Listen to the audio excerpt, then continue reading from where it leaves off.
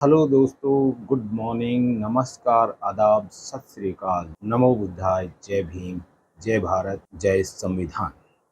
आज हम बाबा साहब द्वारा एक श्रेष्ठतम ग्रंथों में से उनके जीवन का अंतिम लिखित ग्रंथ बुद्ध और उनका धम्म, बुद्धा एंड हिज धम्मा, इसका आज पहले कांड का पहले अध्याय का 11वां उप अध्याय, जिसका नाम है प्रधानमंत्री का कुमार को समझाना। अर्थात जब भगवान बुद्ध को स्त्रियों के बीच में स्त्रियां रखी गई उनके चारों तरफ, और उनको बोला गया कि इनको आप किसी भी तरह से मोहित करो, काम भोगों में लगाओ।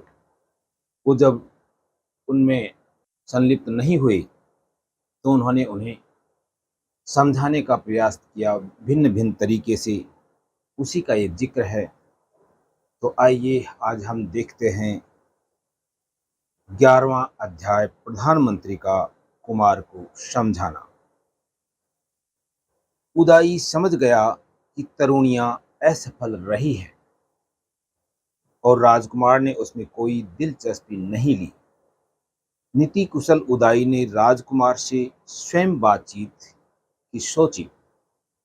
राजकुमार से एकांत में उदाई ने कहा, क्योंकि मुझे राजा ने आपकी सुहृदय पद पर नियुक्त किया है, इसलिए मैं एक मित्र की हैसियत से ही आपसे दो बातें करना चाहता हूँ। किसी अहित काम से बचाना, हितकर काम में लगाना, विपत्ति में साथ न छोड़ना, मित्र के यही 3 लक्षण हैं। यदि मैं अपनी मैत्री की घोषणा करने से के अनंतर भी पुरुषार्थ से विमुख आपको न समझाऊं तो मैं अपने मैत्री धर्म से च्युत होता हूँ। ऊपरी मन से भी स्त्रियों से संबंध जोड़ना अच्छा है। इससे आदमी का संकोच जाता रहता है और मन का रंजन भी होता है। निरादर न करना और उनका कहना मानना, इन 2 बातों से ही स्त्रियां प्रेम के बंधन में बंध जाती हैं। निसंदेह सद्गुण भी प्रेम का कारण होते हैं। स्त्रियां आदर चाहती हैं। हे विशालाक्ष, क्या आप अपने ऊपरी मन से भी उनके सौंदर्य के अनुरूप शालीनता दिखाने के लिए उन्हें प्रसन्न रखने का कुछ प्रयास न करेंगे? दाक्षिण्य ही सही स्त्रियों की यह औषधि है। दाक्षिण्य ही अच्छा उनका अलंकार है। बिना दाक्षिण्य का सौंदर्य पुष्प विहीन उद्यान के समान है। लेकिन अकेले दाक्षिण्य से भी क्या, उसके साथ हृदय की भावना का भी मेल होना चाहिए। इतनी कठिनाई से हस्तगत हो सकने वाले काम भोग जब आपकी मुट्ठी में हैं, तो निश्चय से आप उनका तिरस्कार न करेंगे। काम को ही सर्वप्रथम पुरुषार्थ मानकर प्राचीन काल में इंद्र तक ने गौतम ऋषि की पत्नी अहिल्या का आलिंगन किया। इसी प्रकार अगस्त्य ऋषि ने भी सोम भार्या रोहिणी के साथ रमण किया और श्रुति अनुसार लोप मुद्रा के साथ भी यही बीती। औतध्य पत्नी भरत की पुत्री औतध्य पत्नी मरुत की पुत्री ममता के साथ ऋषि बृहस्पति ने सहभोग किया और भारद्वाज को जन्म दिया। अर्घ्य अर्पण करती हुई बृहस्पति की पत्नी को चंद्रमा ने ग्रहण किया और दिव्य बुद्ध को जन्म दिया।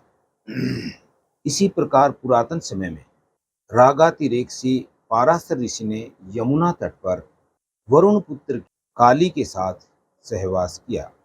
वशिष्ठ ऋषि ने अक्षमाला नाम की एक निम्न जाति की स्त्री से सहवास किया और कपिन जलाद नाम के पुत्र को जन्म दिया। और बड़ी आयु हो जाने पर भी राजर्षि ययाति ने चैत्र रथ वन में अप्सरा विश्वाची के साथ संभोग किया। यद्यपि वह जानता था कि पत्नी के साथ सहवास उसकी मृत्यु का कारण होगा, तो भी कौरव नरेश पांडु माद्री के रूप और गुणों पर मुग्ध हो प्रेम के वशीभूत हो गया। इस प्रकार के महान पुरुषों ने तक ने जुगुप्सित काम भोगों का सेवन किया है, तब प्रशंसनीय काम भोगों के सेवन में तो दोष ही क्या है। यह सब होने पर भी आश्चर्य है कि शक्ति, तारुण्य और सौंदर्य से संपन्न आप उन काम भोगों की उपेक्षा कर रहे हैं जिन पर न्यायतः आपका अधिकार है और जिनमें सारा जगत आसक्त है। इस तरह से कहते हुए प्रधानमंत्री ने अपनी बात 11वें अध्याय में संपन्न करी। इससे अगला अध्याय 12वां राजकुमार का प्रधानमंत्री को उत्तर, ये हम बाद में लेंगे। तब तक के लिए आप लोगों को बहुत बहुत साधुवाद, धन्यवाद। अगर आपको अच्छा लग रहा हो तो इसे लाइक करें, शेयर करें, सब्सक्राइब करें और कमेंट में भी बताएं कि हम इसको किस तरह से और इम्प्रूव कर सकते हैं। Thank you very much. जय भारत, जय संविधान, नमो बुद्धाय, जय भीम।